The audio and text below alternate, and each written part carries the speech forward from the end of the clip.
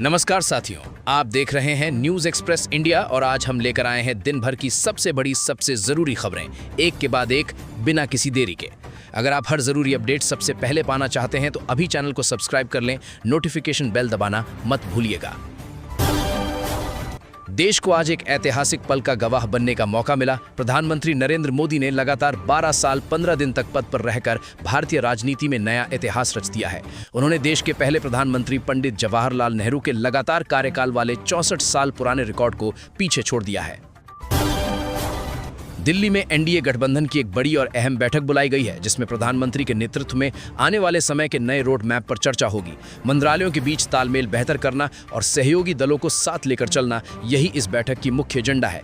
आम जनता से जुड़ी नीतियों पर कौन से बड़े फैसले होते हैं, ये देखने वाली बात होगी। मध्य प्रदेश राज्यसभा चुनाव से एक चौंकाने वाली खबर आई है। कांग्रेस उम्मीदवार मीनाक्षी नटराजन का नामांकन रद्द होने के बाद सियासी घमासान तेज हो गया है। पार्टी कार्यकर्ताओं ने चुनाव आयोग के बाहर धरना दिया और आरोप लगाया कि ये सब जानबूझकर किया गया। इस एक फैसले ने पूरी राजनीति को उबाल पर ला दिया है। पश्चिम बंगाल में ममता बनर्जी को आज तगड़ा झटका लगा है। टीएमसी के वरिष्ठ नेता और पूर्व मंत्री उज्ज्वल विश्वास को गिरफ्तार कर लिया गया है। पार्टी के भीतर इस गिरफ्तारी को लेकर बेचैनी साफ दिख रही है और विपक्ष इसे बड़ा राजनीतिक मुद्दा बना रहा है। पंजाब की सियासत में एक और बड़ा उलटफेर। शिरोमणि अकाली दल के वरिष्ठ विधायक मनप्रीत अयाली ने पार्टी छोड़ दी है और नए संगठन का दामन थाम लिया है। इस एक कदम से पंजाब के क्षेत्रीय समीकरण बदलने की पूरी संभावना है। अगले चुनाव में इसका असर साफ दिखेगा। बिहार में लालू प्रसाद यादव के परिवार को मिलने वाली वीआईपी सुरक्षा पर सियासत गरमाई है। वरिष्ठ नेताओं का कहना है कि जनता के टैक्स के पैसों का इस्तेमाल इस तरह नहीं होना चाहिए। पटना में आरोप प्रत्यारोप का दौर तेज हो गया है। दुनिया की सबसे बड़ी और खतरनाक खबर आज खाड़ी से आई है। अमेरिका ने ईरान के खिलाफ बड़ा सैन्य कदम उठाते हुए हॉर्मुज जलडमरू मध्य और बंदर अब्बास समेत 3 प्रमुख ईरानी ठिकानों पर एक साथ भीषण हमला किया है। यह हमला एक अमेरिकी हेलीकॉप्टर के मार गिराए जाने के जवाब में किया गया।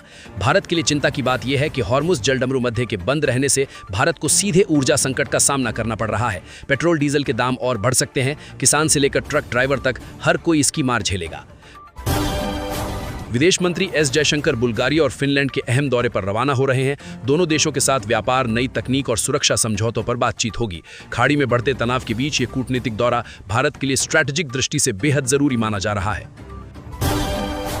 आज के बाजार भाव देख लीजिए। 22 कैरेट सोना आज 14,040 रुपये प्रति ग्राम पर चल रहा है और 24 कैरेट सोने का भाव 15,316 रुपये प्रति ग्राम है।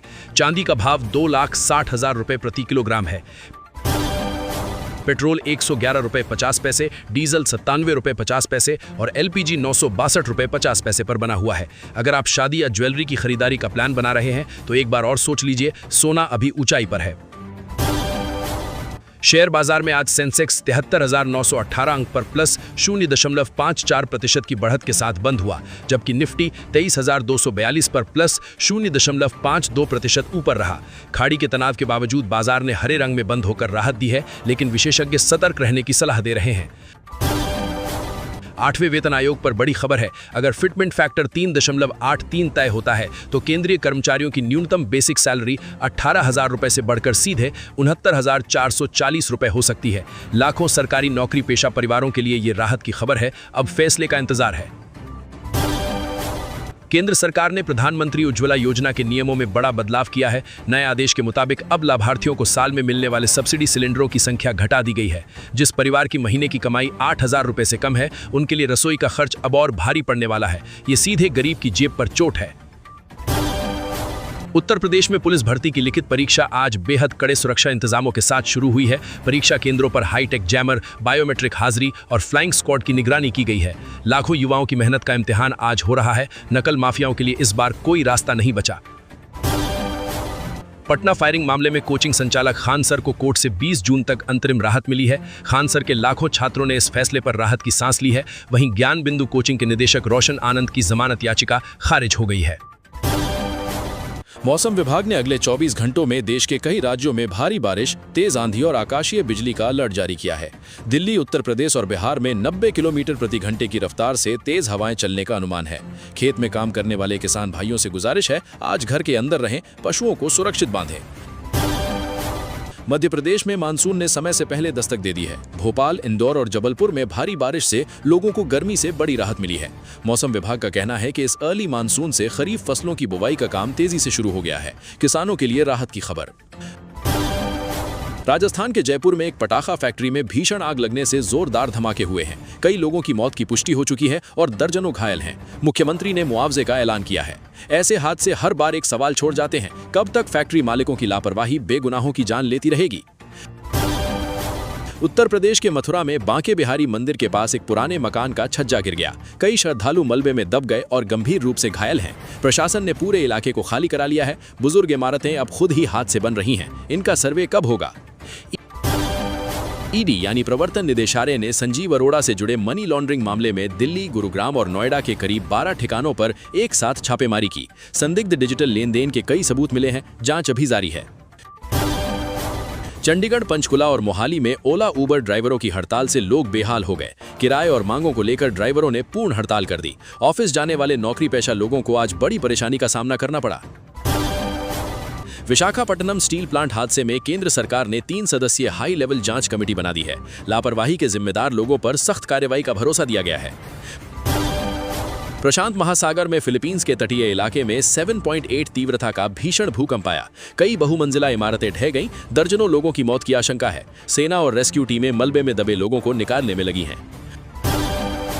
उत्तराखंड में 4 धाम यात्रा अपने चरम पर है। केदारनाथ और बद्रीनाथ धाम में इस बार रिकॉर्ड तोड़ श्रद्धालु पहुंच रहे हैं। प्रशासन ने सुरक्षा, स्वास्थ्य और रहने की व्यवस्था और मजबूत की है। हिमाचल प्रदेश सरकार ने नशा मुक्ति के लिए नया और सख्त एक्शन प्लान तैयार किया है। अब तस्करों की संपत्तियां सीधे कुर्क होंगी और राज्य भर में बड़े जागरूकता अभियान चलाए जाएंगे। पहाड़ के युवाओं को नशे की लत से बचाना यह आज की सबसे जरूरी लड़ाई है। पाकिस्तान के कब्जे वाले कश्मीर में जनता का गुस्सा सड़कों पर फूट पड़ा है। बुनियादी सुविधाओं की भारी कमी और बढ़ती महंगाई के खिलाफ हजारों लोग चक्का जाम पर उतर आए। हालात काबू में रखने के लिए पूरे इलाके में इंटरनेट बंद कर दिया गया। दिल्ली को प्रदूषण से मुक्त करने के लिए गृह मंत्री ने यमुना शुद्धि का एक बड़ा प्रोजेक्ट शुरू किया है। अब डेयरी वेस्ट को यमुना में जाने से रोककर उससे गोबर गैस और जैविक खाद तैयार की जाएगी। दिल्ली वालों भारत को एआई का वैश्विक हब बनाने के लिए दिल्ली में एक बड़े समिट का आयोजन हुआ। प्रधानमंत्री मोदी के नेतृत्व में इस इनिशिएटिव से युवाओं के लिए लाखों नए रोजगार के अवसर बनने की उम्मीद है। अगर आपका बच्चा अभी स्कूल में है तो उसे एआई की तरफ मोड़ना अब सबसे स्मार्ट फैसला होगा। नेपाल सरकार ने भारत से आने वाले आमों के आयात पर रोक लगा दी है। खाद्य सुरक्षा जांच में तय सीमा से ज्यादा कीटनाशक मिलने का हवाला दिया गया है। सीमा पर आमों से लदे सैकड़ों ट्रक फंसे हुए हैं। यूपी और बिहार के आम किसानों के लिए ये बड़ा झटका है। विराट कोहली एक बार फिर देश के सबसे महंगे सेलिब्रिटी बन गए हैं। फॉर्च्यून इंडिया की ताजा रिपोर्ट में उनकी ब्रांड वैल्यू रिकॉर्ड ऊंचाई पर पहुंची है। शाहरुख खान दूसरे नंबर पर हैं। क्रिकेट के मैदान से संन्यास के बाद भी विराट का जादू कम नहीं हुआ।